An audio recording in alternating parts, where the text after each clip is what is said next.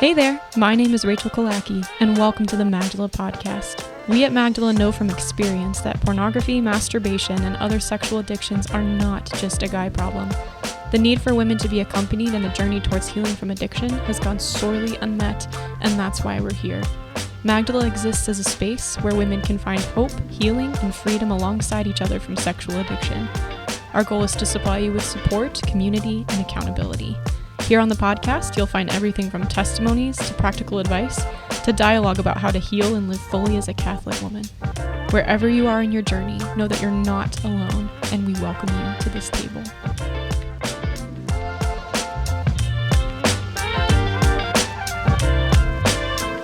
Hello, everybody, and welcome back to the Magdala podcast. We took a brief break. Better late than never. As they say. I think sometimes it is better never than late. Please give an example of when it's better never than late. I think there may be some thank you cards that when you're going on 13 months, it's at that point just a reminder that you never thank them for the wedding whatever gift. Sure, let's go. I'm not implying that for this podcast. I'm not saying that it's better never than late, because then, yeah, it's like the longer you wait, the harder it gets, and then you're like, oh, maybe we should just never repost. No, we. And I don't know why I'm even using the royal we right now, because I'm just a guest now. It's just we. I know. Our podcast and we are one mind, one flesh. Oh Lord, no. No. Yes, man. My guest today, if you can't tell, is my spouse. Hello, everyone. Tommy. And it is late, and we are young parents. We are trying to record while our baby. This is take 3 with some baby incidents, but you know what? We're here. Happy baby. We're here. Moments, not incidents. Moments. Yes. It's like that's what Bob Ross would say. Yes. Everyone needs a friend. Everyone That's not needs a mistake. Friend. That's a dove. And you're like, holy crap, Bob, how do you do it? I'm like in tears. Your failures, they're trees now. They're trees. Never thought a Marine could make me cry. Trees in the distance. Was he a Marine? I think who's that, or I know he's in the military. I think he was in the Marines, and wow, he just always. He has a couple episodes where he was like, and I was in the Army, or I think in the military. I think it was Marines. Maybe I'm wrong about that. I would have never. And he's like, but it was just not for me. Like, really, Bob. It was not disrespectful in any way, the military. It was just him being like, I was not following my passion, Oh, my word. Bob Ross. Yeah, it's kind of funny. I'm just thinking of Bob Ross, holding I don't know, M16. Holding anything other than a paintbrush. That's it. Yeah. Oh, so they decided I'm gonna paint things instead of. I don't know where I'm going with this. Yes, Bob Ross. Yeah, it's late. Like I said, we're trying to record when the baby's asleep. Mm-hmm. Our daughter is 4 months old, in a bit of a sleep regression, but we're muscling through it. She's sleeping like a champ overall, though. Yeah. I know the naps during the day are the one that you deal with the brunt of. And I do. They're inconsistent. I do, but during the night. She does fine. Probably 5 or 6 binky runs. She does fine. And then, as my mom said, she used to say all the time, today I made it out of the driveway. It doesn't matter how, doesn't matter when, doesn't matter where you go. You made it out of the driveway, Yeah. My mom had 6 kids, so making it out with one is like child's play to her. Quite literally child's play. Did you plan that? No, I didn't at all. Is that a preconceived joke? No, I didn't. But Maeve and I made it to mom's group. Because if you were throwing that down, I'm picking up. We just threw down. Oh, Lord. Smell what I'm stepping in. Anyway, tonight's podcast is the conclusion to our media and recovery series. Maybe it's appropriate so late in the game. Not late in the game, but late at night. That is true. But I don't know. A testament to efficiency, timeliness, more content, more is more. We'll get into that, I guess. Oh, we will. Yes, we will. No, it's true. I was trying to make a connection and it didn't land. It didn't land, but I appreciate the effort. I think points will be landed later. But hopefully. This intro. By the grace of God. Mary Jo, who you guys have heard on the podcast before, my lovely associate director of formation and my co-founder. She called me last week and she was like, hey, I was just on a road trip and listened to your second media episode with Tommy, and I turned it on and I was like, man, this is going to be the Killackys ranting about tech again. But it was actually pretty good. Wow. So, compliments from Mary Jo. We love you, Mary Jo. Anyway. I feel very, yeah. No, I mean, hey, MJ's honest. You know, at the end of the day, she's honest, and it's a gift. But smartphones are arguably I'd say one of our favorite topics to talk about. Hopefully it doesn't come across as ranting about tech, but I think we like to talk about smartphones because, I don't know, I find a joy in talking about things that people take for granted anyway, I guess. And there's perhaps nothing more commonplace than a smartphone right now. But I like examining the commonplace. So I think that's why I like to talk about it. But we have been living the smartphone-free life for, I've been over a year. You've been almost 2. More than 2? Well, I guess 2. I think it was February 2 years ago. I took my iPhone and I just kept... Smashed it with a hammer. No. Well, I just kept beating it until the IQ was going down and down and down until I thought it was a dumb enough phone. Oh, Lord. It's a very strange image. No. I did smash my old iPhone, actually. That is true. Yeah. But I got a light phone. We both have light phones. Light phone, too. So they're not dumb. They're just light. Yeah. Yeah. We'll talk about a couple of options at the end on the more practical side. But, I mean, first just tell me, sum up in, quick story. Why did you get rid of your iPhone or your smartphone? And what attracted you to the light phone?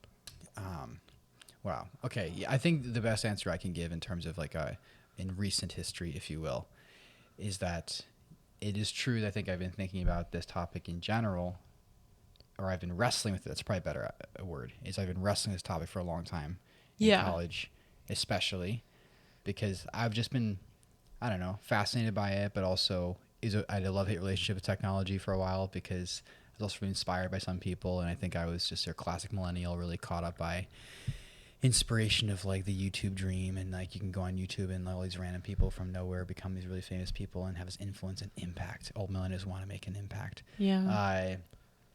But I also recognized what it's doing to culture at large, and how I myself was just very distractible and distracted and feeling inundated by just things filling my brain, not the least of which was just a sense of social obligation or notifications and all the like.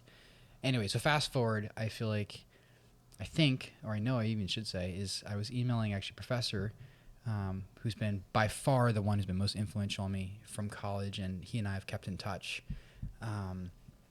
And I emailed him something. I read an article by this guy named Mark Barnes, and it says Christians shouldn't use smartphones. And so the article is just as controversial as the title, if you can believe it. We will link the article in the show notes. It's super It's good. really good. Definitely triggering, but very good. Yeah. But this professor that I knew in college was also that's kind of his MO, is just triggering in the best of ways. He'll just say his ridiculous things, and then he's leave his office. You're you're insane. And you come back a week later, and you're I think that thing you said, I think you're still wrong, but maybe you got a point. And then 2 weeks later, 3 weeks later, and then a month later, you're just you're one of his apostles. Oh, no, Lord. I'm totally kidding. But there is something to be said about something grinding your postmodern ears. Yeah. And you're just you're insane, dude. And then you chew on it, and then you go deeper and deeper. So I sent him this article. So I was just enthusiastic, and I was oh, he's going to eat this up. And I think he did. He actually, I think from my understanding, he literally printed out the article, assigned it to his class that he was having the next day.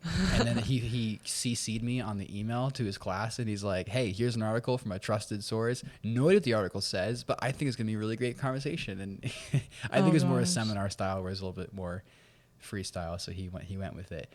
But in my email, I told him, I think it's high time that I get rid of my iPhone or something along those lines. And then he replied to me a couple days later, and he says phrases I think, unquote, and it's about time, unquote, or like high time. He basically like, put in quotes all of the different like phrases that I use in my own writing literally, and said, those are all obvious indicators you got the red lizard. You got to rip off your shoulders and turn into a white horse or something like that. I think he might use the red lizard analogy, or maybe he just says is an obvious indicator. Oh no, he said that are obvious indicators you got a demon in your pocket. Demon, that's it, yeah. His words. And it was just like the most gentle but like gut punch of like called out of like, because he knows that he knows that I'm enthusiastic about this topic, and I had been for a while.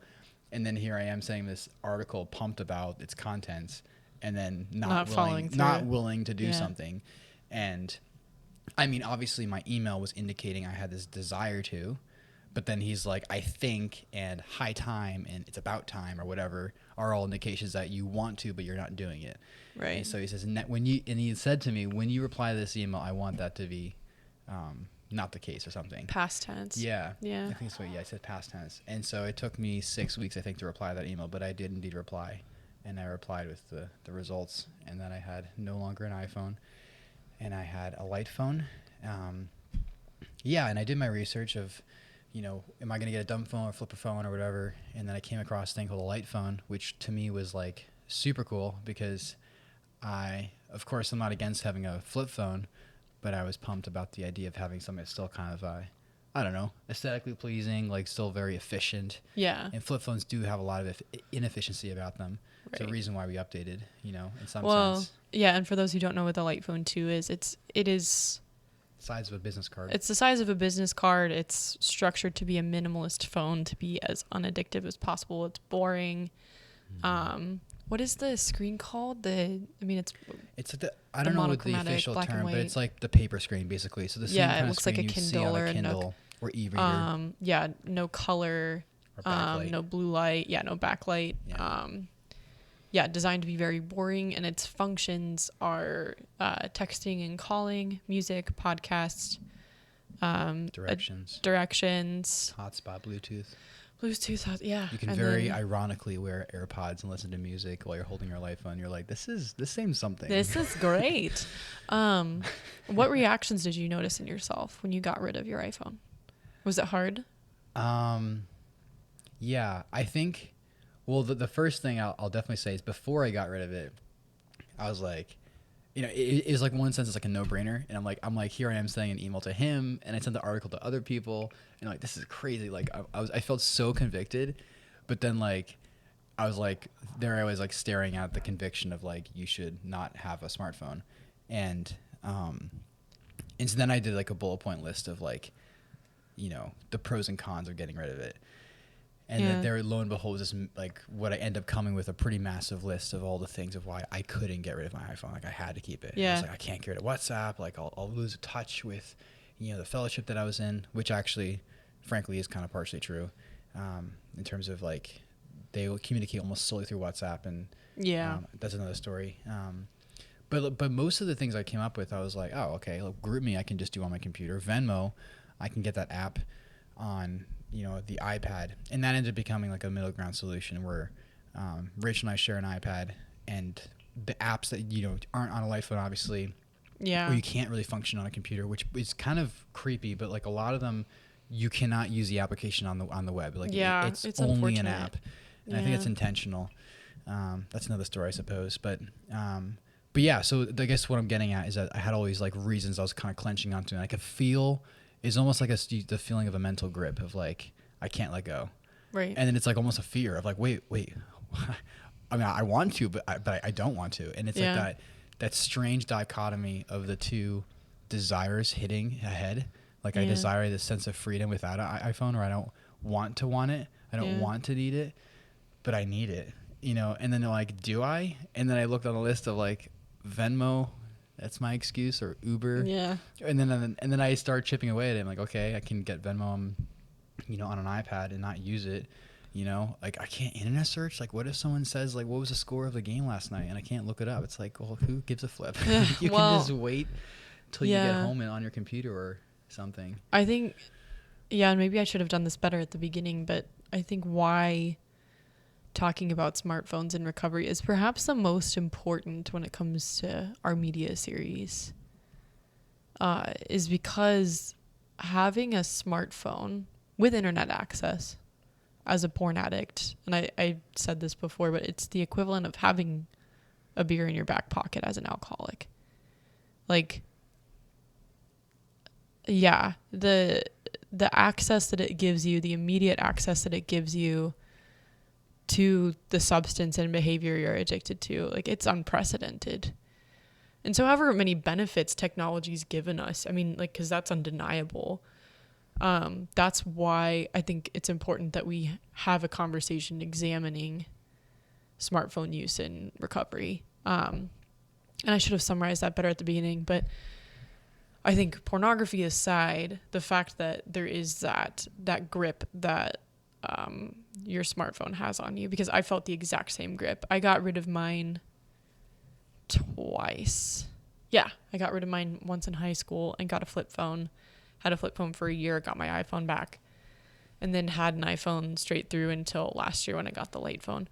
And the first time I got the flip phone was when I was actively addicted to porn. And it helped. It helped a ton. It didn't eradicate the behavior, and I don't want to give like a false solution either and say if you get rid of your iPhone, you're done with porn. People have accused me of that before. I don't think I've ever blatantly said that. Perhaps, you know, something I've said in interviews before has been misleading and, you know, misleading people to think that I believe that, but I don't. There's obviously like deeper behaviors that you have to eradicate and rewire in order to be free, but it did help. It did give me some distance. It took the beer out of my back pocket, so to speak.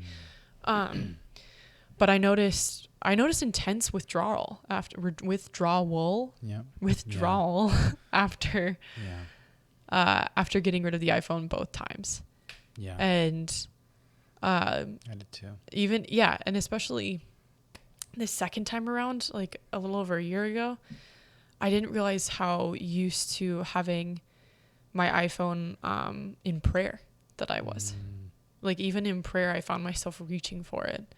To text or just to listen to music? To listen to music primarily, which I think can be a good thing in prayer, but I've slowly tried to weed it out just because I do think it can become a form of distraction easily. But or to reach to look something up, or, you know, like, but I think it was, I think that's my own weakness, is like reaching for distraction in prayer. But even throughout the day, I didn't realize how many small things that I was constantly looking to my smartphone for. And it really exposed my, my attachment to it after getting rid of it. Because I think a lot of people, when they hear too, you know, questions about whether or not one should get rid of their smartphones, they're like, well, I don't have to because I'm not attached to it, or, you know. Yeah. But it is really hard to see how attached you are until you are at the precipice of getting rid of it. You know, it's like really hard. I think I felt that too. I think, I would have said that. I can get rid of it anytime I want. And then I sent that email and he's just like, well, get rid of it. And I'm just like, oh crap. You know, and then like you're. And addicts do that. That's what addicts do. Did you just call me? Yes, absolutely. And so I think there's like a few different points here. Is that one, smartphones do give you unprecedented access to porn. Like 30 years ago, porn addicts had to buy it. You know, it wasn't it wasn't accessible too much on the internet, let alone I think very, very early forms were, but let alone in your back pocket all the time. And so smartphones keep you attached to pornography easily. Second, smartphones keep you just in a pattern of addiction in general. So I think those are the two mirror points that we're going to probably converse about. Is even if it's not your main source of accessing porn, or porn isn't the addiction that you struggle with or the sexual compulsion that you struggle with, it probably keeps you in a pattern of addiction, more or less, whether that's to social media, whether that's to the smartphone itself, whether that's an addiction to just distraction. I think there are people who are genuinely unattached to their smartphones, but I think they're a lot more rare than we want to admit. Yeah. I think a lot of us have an attachment that we don't want to admit. What have you noticed is different about your life since getting the light phone?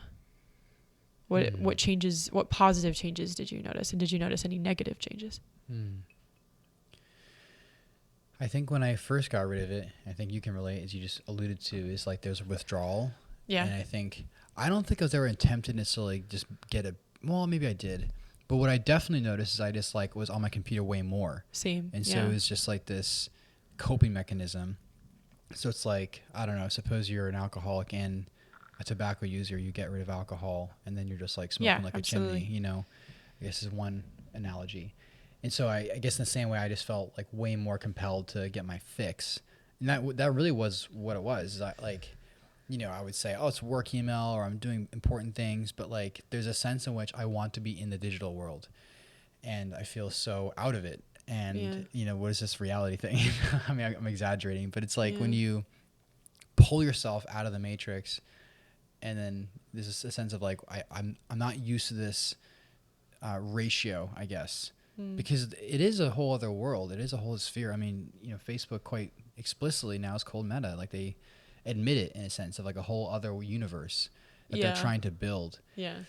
And, you know, even if you're, and we use a language too of like, you know, down a Wikipedia page or a rabbit hole, or we say rabbit holes because you're down Alice in Wonderland, you know, and that's why it's called rabbit hole. Right. And you're out in Wonderland. And so since that you're surfing the internet, you're surfing the web, you're out somewhere else. And so I definitely noticed a withdrawal from myself of wanting to go on my computer more. And so my second step is I ended up getting this thing called Freedom, which is an application. I got the premium and it costs a little money, but it's like $15 a year. So it's like nothing. Right. It's like $1 a month, basically. And that you can set a timer on how often or how long you're on a certain website, or just outright block websites or a certain amount of websites. So I had like a, you know, I'm at work, you know, filter. And, you know, I shouldn't be doing anything besides work. So I had like my work email and the internet searching, but then like anything distracting, like YouTube, for instance, would be all blocked. Right. Until that's a no-brainer, but like even that can be a temptation, you know? For sure. But yeah, I think, I would say actually, I think as a whole, I feel less scattered or perhaps anxious, like even like with the sense of holding things in your head that you need to remember. And, you know, notifications, we feel like it's so a part of life now, but that's a very new thing, really. You know, because even advertising in the old days was still like them talking to you. It's a very new thing where a device or anything like talks to you. Right. You know, even you need to read a sign or you know, watch but a whole idea of a notification where your phone lights up and tells you, hey, you must do this thing or look at me. Yeah. It's a new phenomenon. And I think we've gotten used to it, obviously, but we get in this world of the constant, like, oh, don't forget this and don't forget that, or just like, hey, someone liked your photo, or hey, this, or hey, that. It's all these heys. Right. And we become inundated, and that can, you know, yeah. I think another thing I would say is one of my really big drawbacks or fears is that the light phone at the time did not have directions. It was in beta testing and they hadn't published it yet. I forgot about that. Yeah. And so stay with us here. It's going to sound really hokey. But yeah, I mean, I literally bought a physical map of Nashville. And I had the back of my truck. And this is actually one of the motivators for me to get the light phone, because I had been living in this city at the time for 2 years and I felt still totally inept about getting my way around town. Yeah.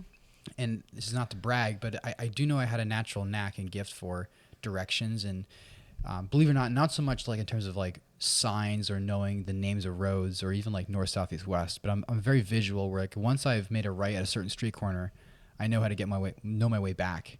And like, okay, I made a right at this street corner, I make a left at this street corner again. Yeah. And once I do one route one way, I'm pretty good at knowing how to get back based on visuals and like certain cues, or you know, I'll just notice certain landmarks, I guess. But here I was in Nashville for 2 full years and just totally unable to get my way around because I just always punched in the GPS. And you don't realize that when you're not even looking at like what it's saying, take a right on, I don't know, Willow Street. Like you're not even looking at that. You're just looking at the blue line, and you see the blue line tells you to go right, and you're just following the blue line. Yeah. And you kind of cancel out any needless thought, I guess. But then you get to a destination and having never really taken in how you got there. Yeah. And within, I would even say 6 months of having a light phone, I felt so much more competent. I did too. Because I legitimately got lost, which I admit was very frustrating when I was late somewhere. And I told someone I'd be there really soon, and like here I am, I'm like totally lost. And it's a very frustrating feeling, but it was also at the end of the day very rewarding, where I pulled over. Sometimes I asked people for help, and they looked at me like a crazy person. They're like, I don't know, look it up, you idiot. I couldn't do that. But sometimes, yeah, that's true. As women, I don't recommend doing that. But yeah. But I mean, I get your point though. Like, and we have to be able to engage with our environment in order to learn at all.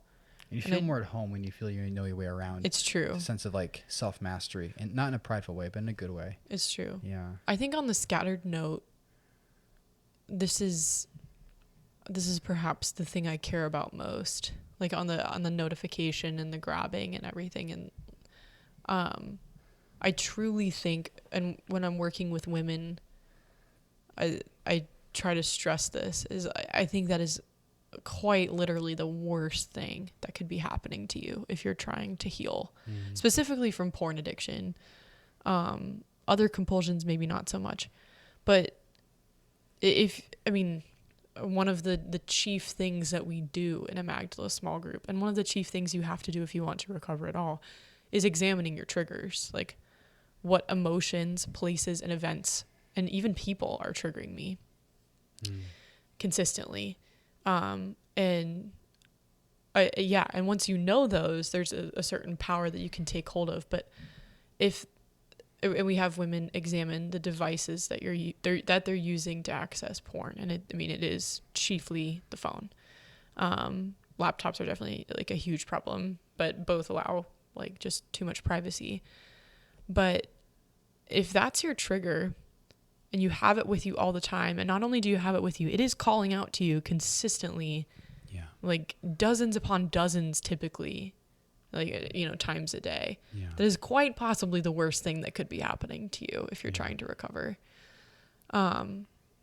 So like, I'm a huge advocate for at least temporarily getting rid of your smartphone, because again, getting rid of it when I was younger, it did not take away my porn addiction, but it did give me at least some space to breathe for a minute and not have this device calling out to me all the time. Because it's not necessarily porn that's calling out to you. I hope not. I hope it's not notifying you. But if you pick up the phone, like, you are at risk of triggering yourself constantly. And you pick up your phone thousands of times a day. Yeah. I think it is thousands. Isn't it average? A day? I don't know if it's in thousands. I heard you look at your screen an average of like over 1,000 times a day. Wow, maybe it is. Yeah. I know that, like, maybe I'm dead wrong, but anyway. It's like, sorry, clarification on the last podcast. Remember when I talked about how many minutes or how many hours of Spotify I listened to? I meant minutes. And they're like, there's not even that many hours in a year, you idiot. Yeah, I meant minutes. You said sorry. something a lot. So maybe I'm dead wrong on the pickup screens. It's worth, I don't know, maybe we're not. I know it's a lot more than we wanted. I remember reading it and being like, apparently, what? Like, just Americans scroll on social media like up and down Mount Everest, like a distance, and just scrolling, like the distance from the top to the bottom of your phone in terms of a one scroll, but that you can't. If it were laid out in front of you, it's like up and down Mount Everest like a dozen times. It's like, it's something insane. That's just terrifying. America, and I can't imagine how much more that is with TikTok. Right. Wait, sorry. What were you saying before that? Just like the human nature fact that, like, you can only take in so much. Like, we're finite. We're still creatures, and we can only learn so much. Like, we all know the feeling of studying for a test or something, and then you hit your limit, and you're like, I gotta go to bed because I can't study more. I'm done. And that it takes literally energy and space in your brain to learn things. And it's like when you work out, like, you want to keep working out to get stronger and stronger, but like, you max out. No matter how strong you are, like, even the most swole gym rat will have a time he has to leave. He's too tired to lift more. And so in the same way, your brain's like that, where it's a muscle, and it can only take in so much before it's like it's tired and needs to rest.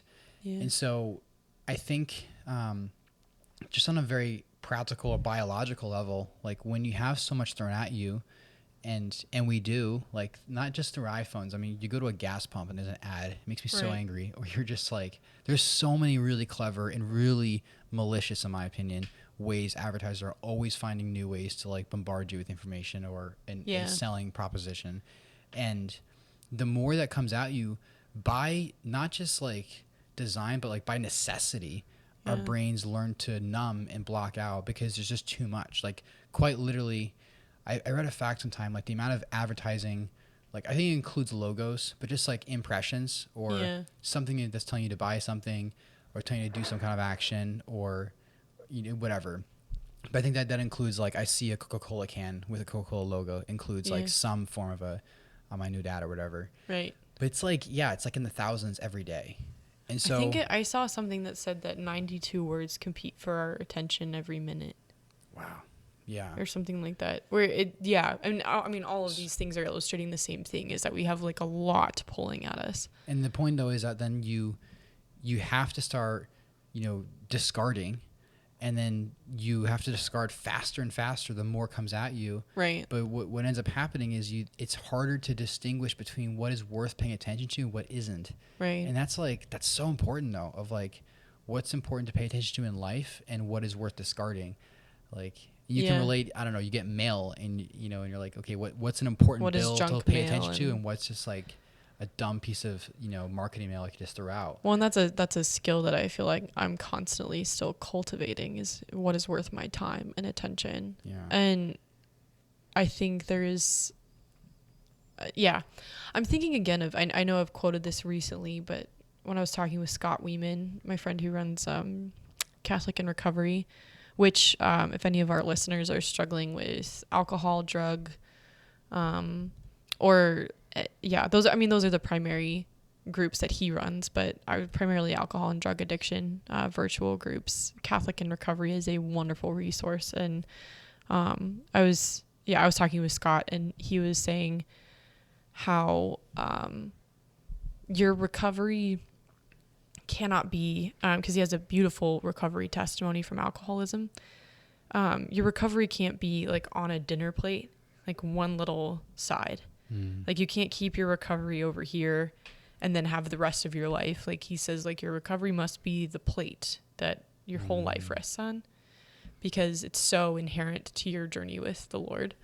And I think of that a lot. I thought that was really simple and really smart, but I think of that a lot when I'm still trying to figure out, you know, how to order my time, how to order my attention, because it's not necessarily like I'm thinking all the time about my recovery from porn addiction, even though it is like my job to run this organization. I don't think about where I've been all the time. What I do think about is, what did I learn in that process, you know, like, and it's that the Lord is worth everything, and that there's nothing that he can't do. I do think about that all the time. And so when you're examining like smartphones, or, you know, how, maybe a lot of what you're doing on it is junk mail, or it's taking up so much of your time, but you're still finding yourself making all of these excuses of like why it has to stick around. Are you shoving your recovery to the side, you know, and making it a side dish, or, you know, what are you doing with it? Because that's just what I think about this whole conversation, is that, and I even think of the scripture verse, like, you have not yet resisted to the point of shedding blood. Yeah. Like, recovery should be super uncomfortable. Healing is uncomfortable. It's really, really uncomfortable. And that's what I found. I think discarding the smartphone, for me, that was a very tangible feeling of discomfort, of like, my healing is worth this discomfort. And I think a lot of people, as they're listening to this, will probably say like, oh, I don't need that. That's an extreme measure. That's something she needed, but it's not something I need. It probably is something most people need at one point or another in their healing, if they want it to go faster, or build a stronger foundation. I'm not saying they have to get rid of their smartphones forever. I'm not saying, but I am saying, like, resist to the point of shedding blood. Yeah. Like, resist and make yourself uncomfortable. Well, I think this is the one thing I think you and I both can relate to, when people see our phone and it's hilarious. People will be like, what is that? Or Oh, yeah. I think People's reactions are bizarre. The craziest is like, did you make that? And it's like, what? I haven't gotten that. I've gotten, most people are intrigued in like in a positive sense. Yeah. But I have gotten like the snarky, like, is that a phone? Yeah. Or I've gotten, is that a toy? That's what I've gotten. But I've never gotten pager a lot. Really? Yeah, I think because I work at a high school, and so a lot of high school boys will see it and they don't know what it is. It must be a pager. But they can tell it's what a they're device. Born in like 2008. Yeah, I know. Like, well, yeah. And then oh my god, some of them probably are. Wait, 2007? No. 2008, they would be. Well, let me see. It's 2023. 15. Wow. You could have. Wow, that's crazy. You could have some students born. Oh, that blows my mind. Yes. Okay. Anyway, keep going. No, but a lot of times, when people, I don't know, see the light phone or like they're just talking about it, they immediately start, I don't want to say jabbing, but kind of jabbing at like, wait a minute, but how do you do this? And they're trying to poke holes in like, why would you ever make a decision like that of, yeah, definitely, inconveniences or reasons why what you having a light phone's dumb. And that sounds kind of harsh, but it is kind of true. And I've experienced it a lot where some people are just like, wow, you're weird, but that's cool. Without any like pretext need or they try to make you look like an idiot. It is really interesting. Not everybody, but some, the people who are approaching it negatively. Some people are just genuinely intrigued. And there's the people who are like, that's so weird, man, but that's cool. Like, and it's a little bit like the you do you thing. But but the point I'm making, I guess, is that the people who start trying to poke holes in your argument or poke holes in why it's dumb, like they start doing that before you. Like, I didn't say anything of like, right, I'm better than you. Again, I'm not trying to say that, but that they're trying to find a way in which you owning a light phone is inconvenient and therefore dumb or something. Which, what's funny though is that like, it's true though. Like, it's partially true that like there are objectively inconvenient things about owning the light phone, and there's objectively convenient and even good things about a smartphone. And that's not to be denied. The question is not, that's not the question at all though. The question really is like, is convenience virtuous? Well, is it good? Right. But the overarching question of what are you saying yes to, and thereby, if it's important enough, thereby willing to say no to other things. What are your priorities basically? Because again, back to the same principle of like, we're finite and we have to make choices. Yeah. And when you make choices, that means you say yes to some things and thereby, by necessity, say no to other things.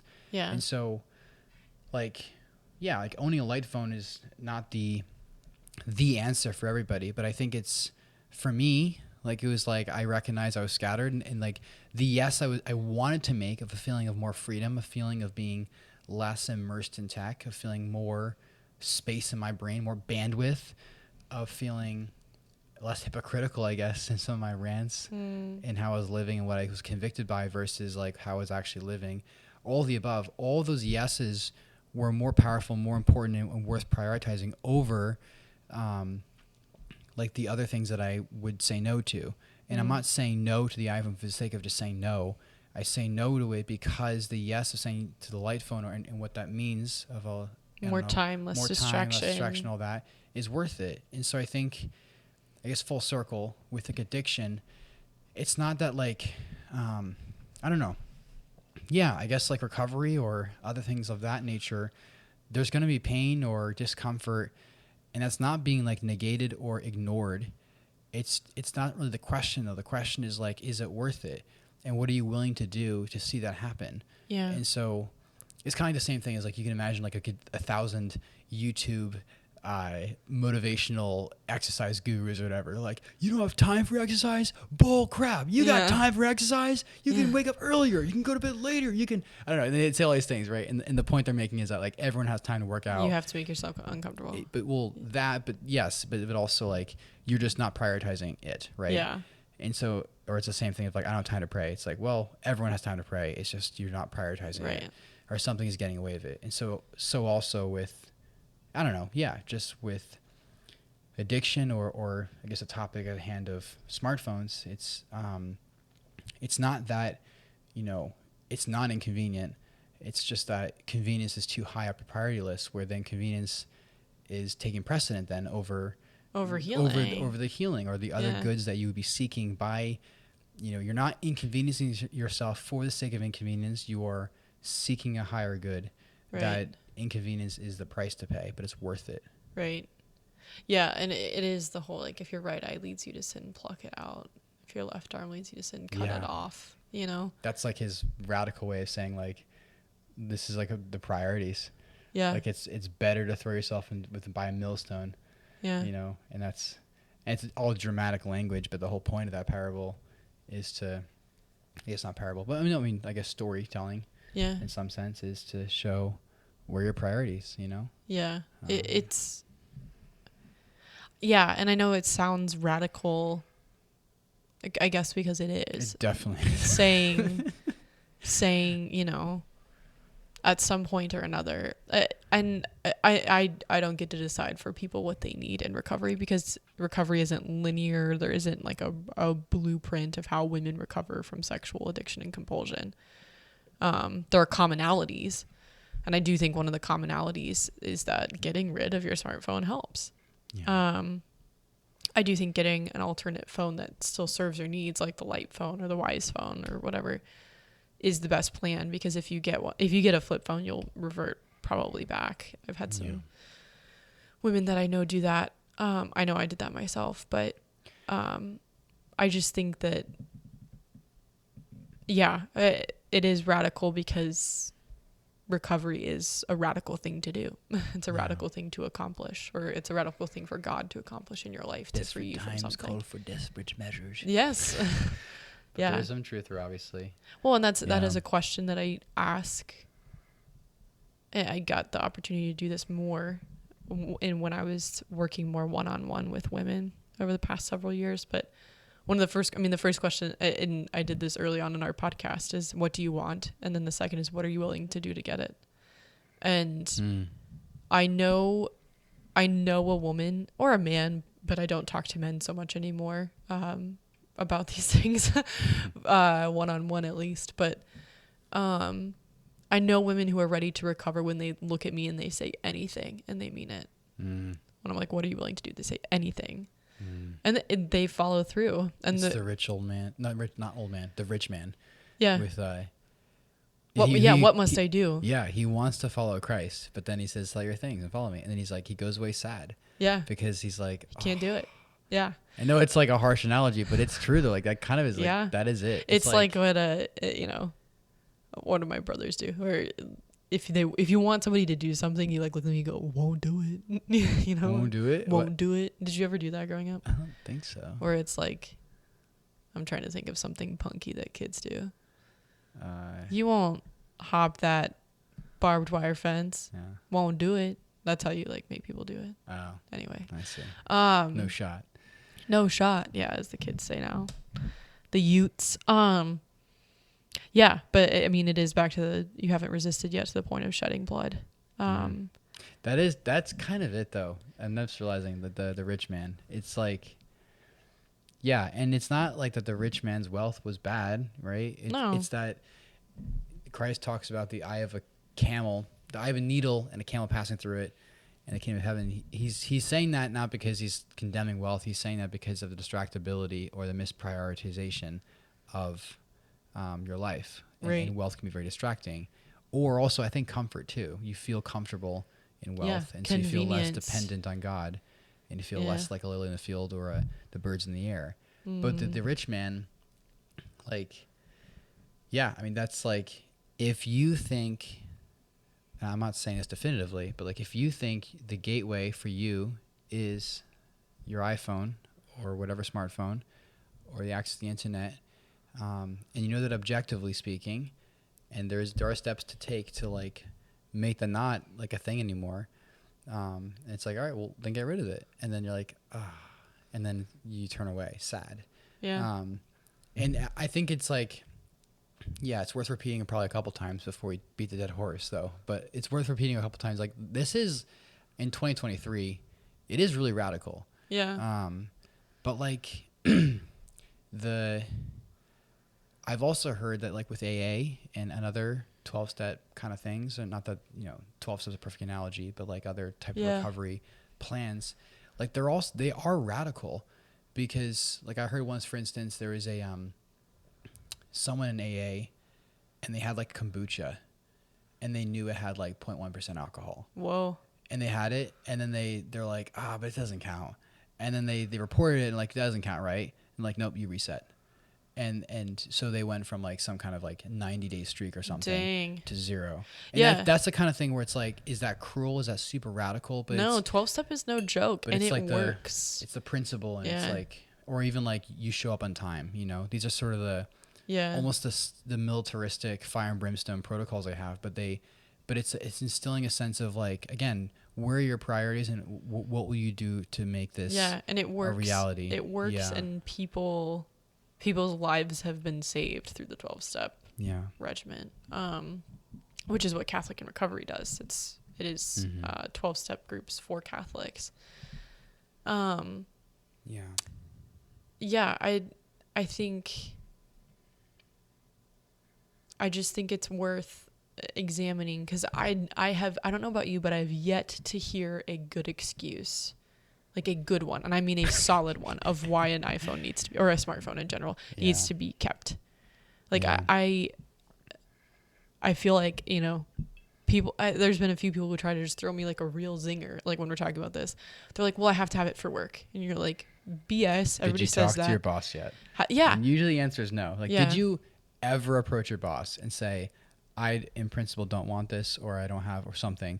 And a lot of times the answer is like, oh, I guess I could talk to my boss, and the conversation hadn't happened like yet. Can you have a smartphone at work and leave it in the desk, and have a personal phone at home that isn't as smart? Like there are, again, really inconvenient, really, I mean, even strange options and like ways of going about this. But have you tried? Because I just hear a lot of excuses. I remember, Tommy was a youth minister at a parish, a nice little parish in Franklin, Tennessee, for over a year. And last year I was sitting with a small group of teenage girls, and I think this is when you gave your talk on smartphones or social media or something. We did some talk on tech, and just having them examine their tech use.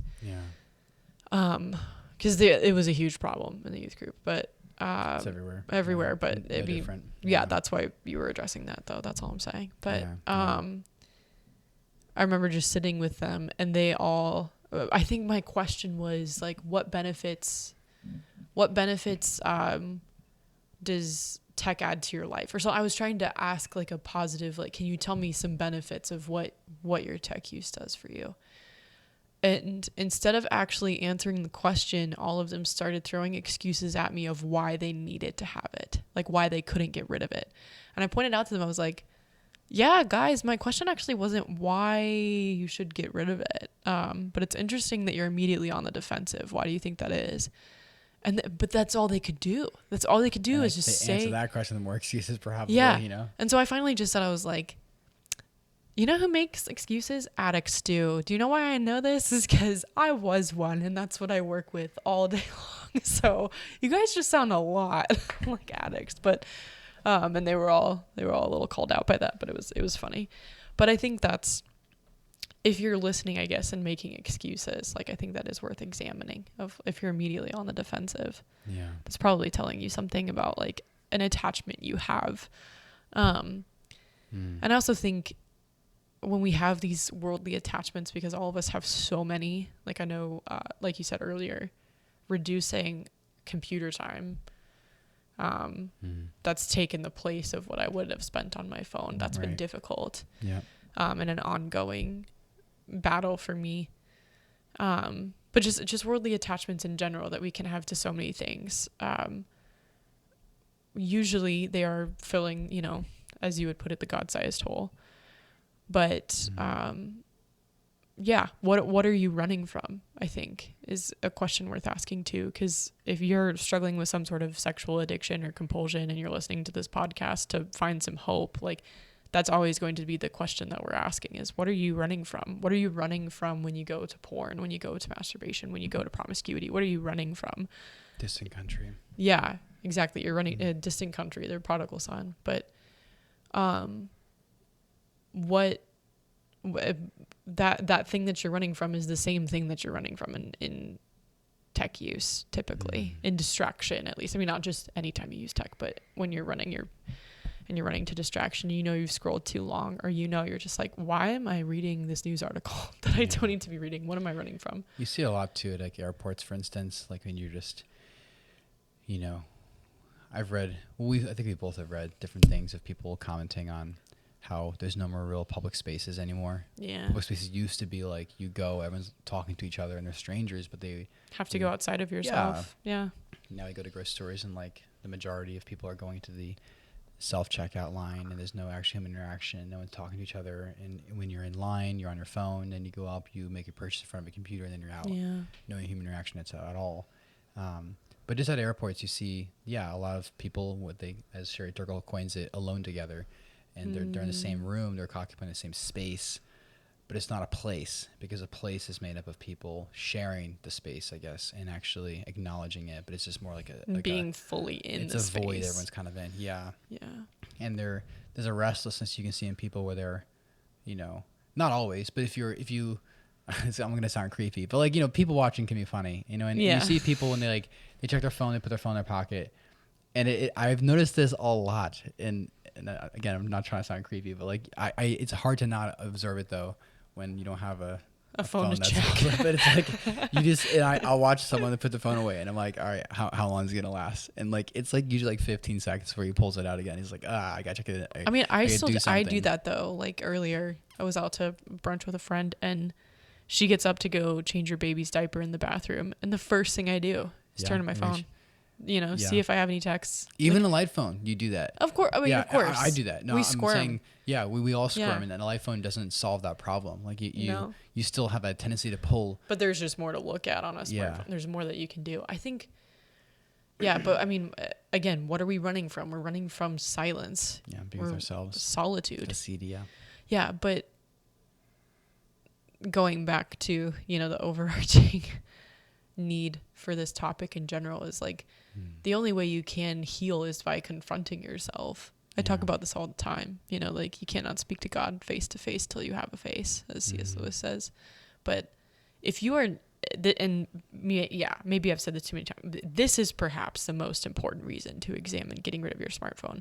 If you give yourself no silence, if you are constantly subject to distraction, you will never confront yourself and you will never heal, ever. Ever. Ooh.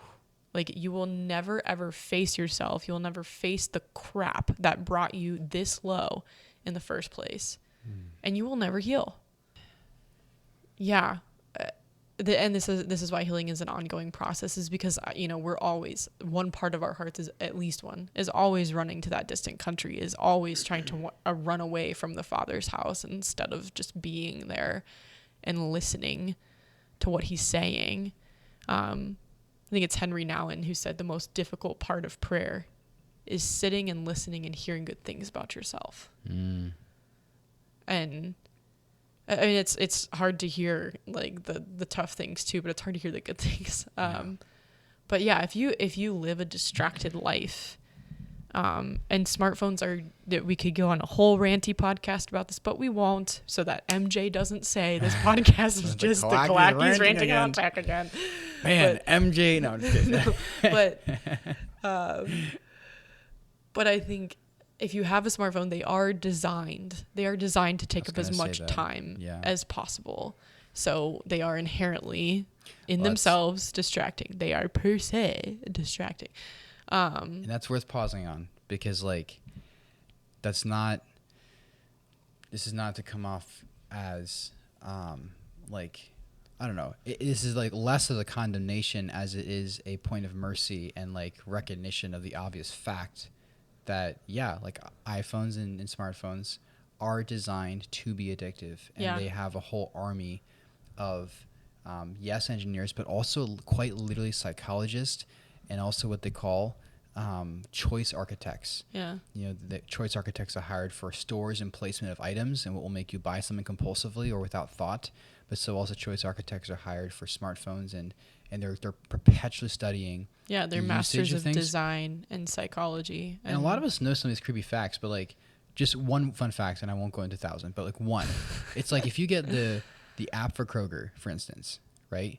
And you scroll through 1,000 pages of terms and conditions that you don't read, and you just hit agree, and you don't read it. Yeah. But little do you know, you agreed that when you walk through Kroger is in tracking your quite little geographical location in the stores, where you stayed, where you looked at, and where you kept going. And then they'll give you what they call personalized, which is to say creepy ads of what they know that you're looking at. Oh, you know, Tommy typically buys milk, eggs, you know, this kind of bread.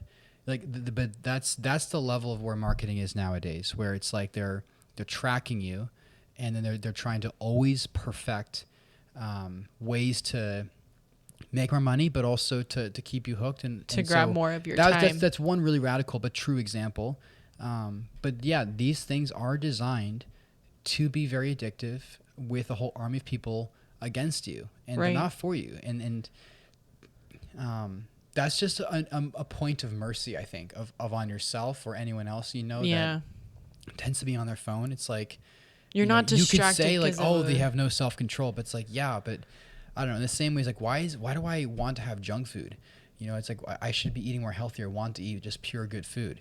It's like, well, yeah, but also food engineers figured out that we like, you know, processed carbs and sugar, and they just hacked it and maximized it in a bunch of like Nabisco, to make it crap. Addictive, right? And then before you know it, you don't know why you're addicted to Chick-fil-A milkshakes, but little do you know, there's all kinds of like. We literally had Chick-fil-A milkshakes yesterday. It's true. It was delicious. But it was delicious. I think your point, let's like bring it back, is we just finished a book called Stolen Focus, where he talks about this, how I like that you brought up that it's a point of mercy, and he says this specifically, that for a long time, and you see this over and over, and I see this in the faith-based world, in the Catholic world, is, you know, article after article after article of, here's how to, get your attention back. Here's how to limit your tech time. Here's how to set boundaries around tech.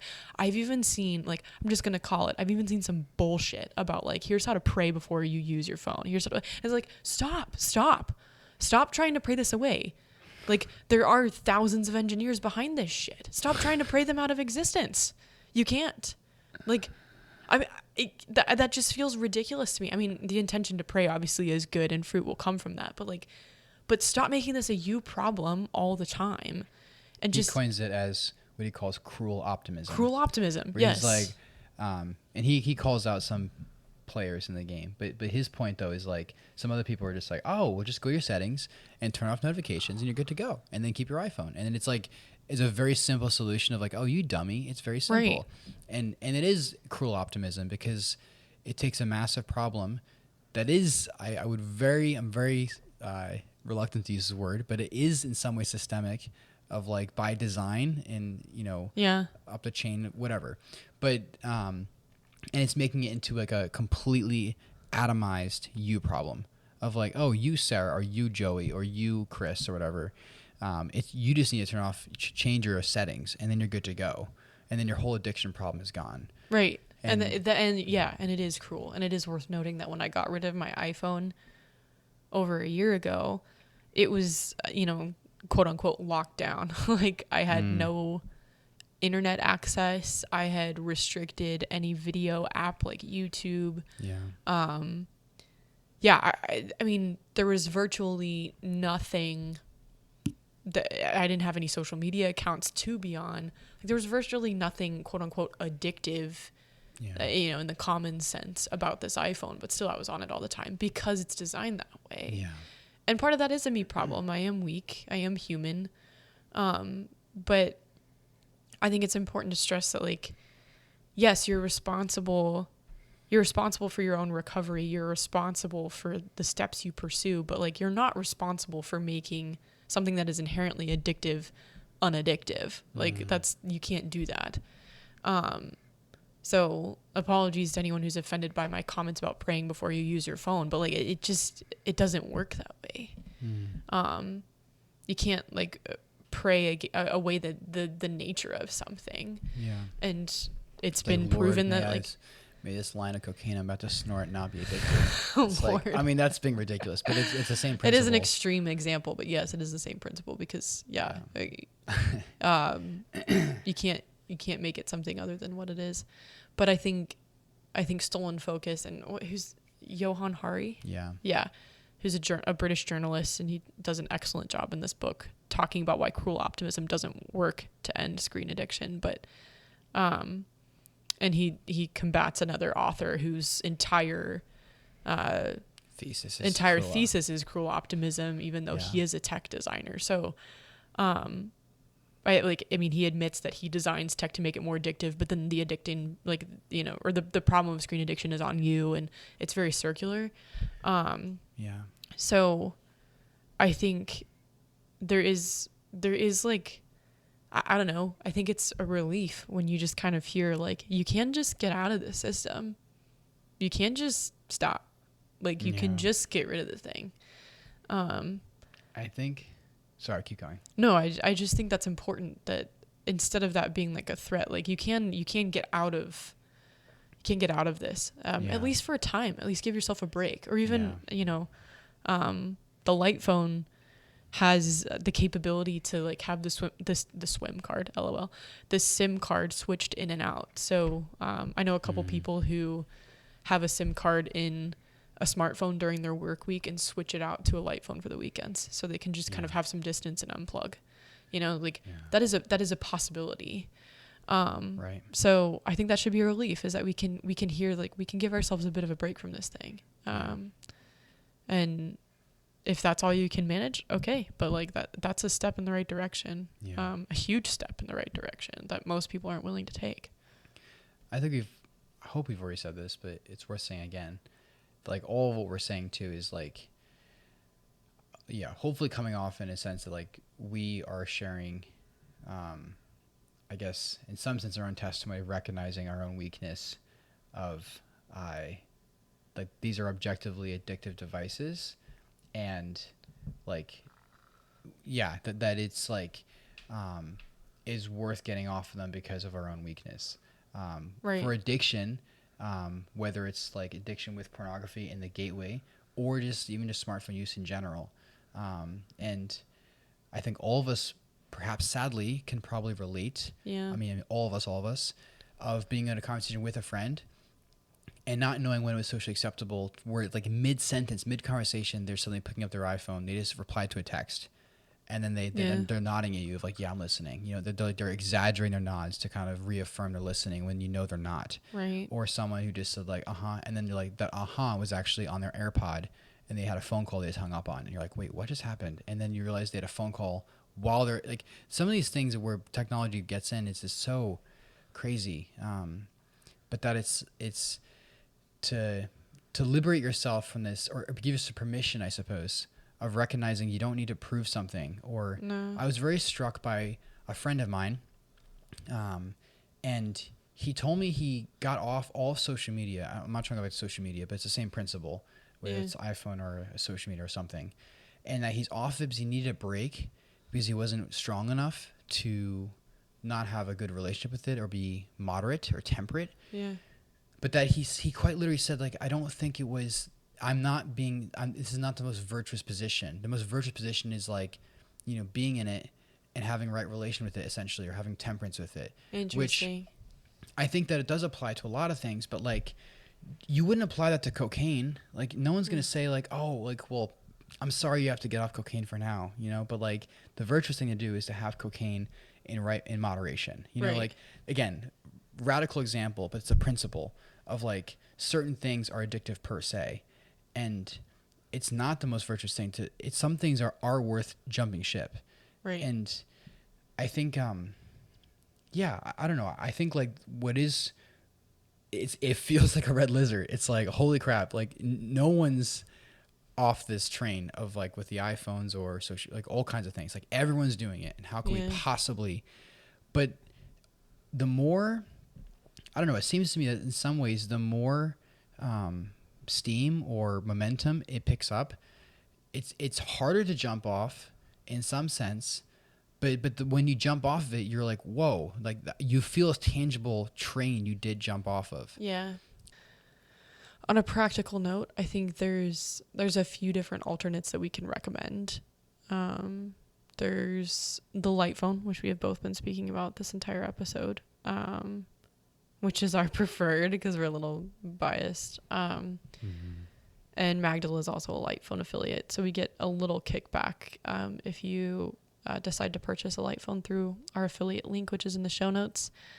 And again, it does have the capability to have the SIM cards switched between a smartphone and then a light phone if you just want a little bit of a break.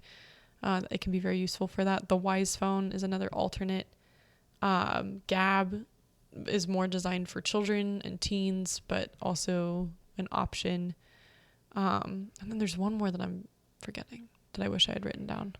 I can't think of it. But I know Light Phone and Wise Phone are the main two that people are seeking out currently.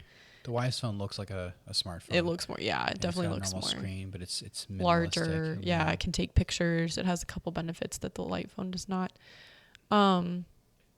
If you, after an entire episode of talking about why you should consider getting rid of your smartphone, I'm still gonna end on you should consider it. We cannot make you. But if you are not in a place where you want to get rid of your smartphone right now, I do suggest Freedom as an app to keep it under control. Covenant Eyes, our link is in the show notes below, as I usually say kind of in our conclusion. If you have a laptop or a smartphone in recovery, I think you need some sort of accountability software at one point or another, and Covenant Eyes is excellent for that. Self-Control is another app that does well. Net Nanny is one of your parents looking to use a software for children. Custodio is another one. And I think just, a concluding note, as you examine perhaps your attachment to your smartphone, if you have one, ask the deeper question of not just how attached am I to my smartphone and should I be that attached? Is it triggering me, etc.? Which chances are it probably is if you are struggling with pornography in particular. Ask the question, what are you running from? And in addition to that question, ask, what are you willing to do to stop running? Because I think that's most important. But as we've examined in this, in just this media series in general, is when you leave the gaping hole, when you remove the attachment, you do need to fill that hole with something good and something beautiful.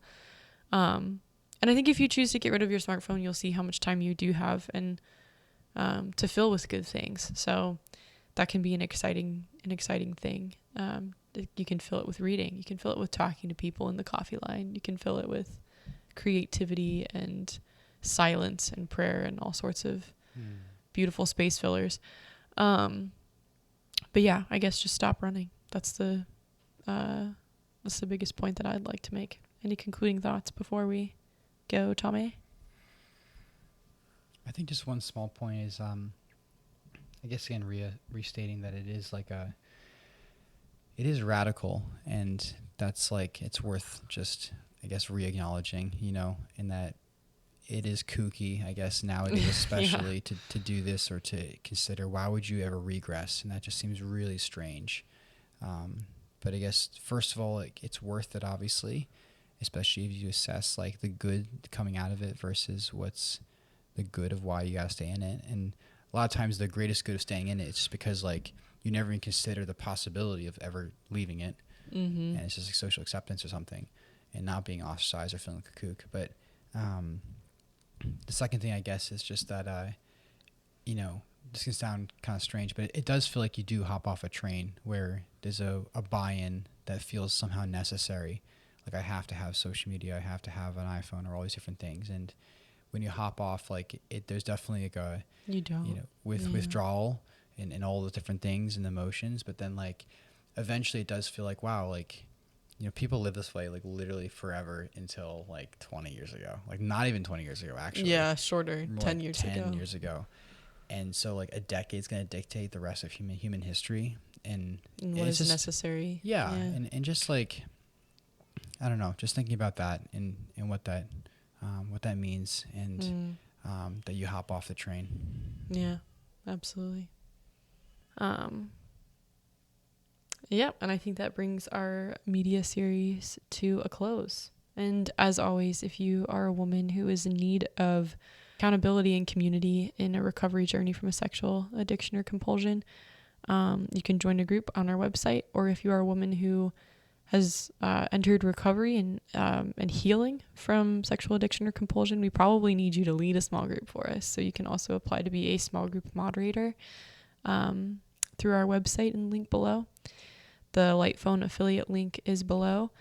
If you are interested in more content from us, you can find our Patreon link in the show notes as well. We're always looking for more patrons because they offer us financial support, and they also give us a more close-knit community that we can serve. So we currently do book studies and some fun Q&As and other quarterly events for our patrons. Plus they have access to our new Slack community where we just post regularly, ask questions, just dive more deeply into the topic of healing and everything in between.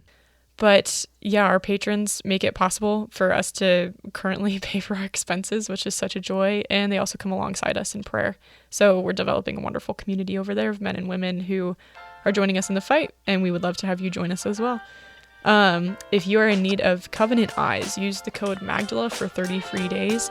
Definitely worth a shot, y'all. Covenant Eyes is an accountability software, so you get a buddy to come alongside you and you fight this together. But if you need a code, use the word Magdala, all caps, and get 30 days free.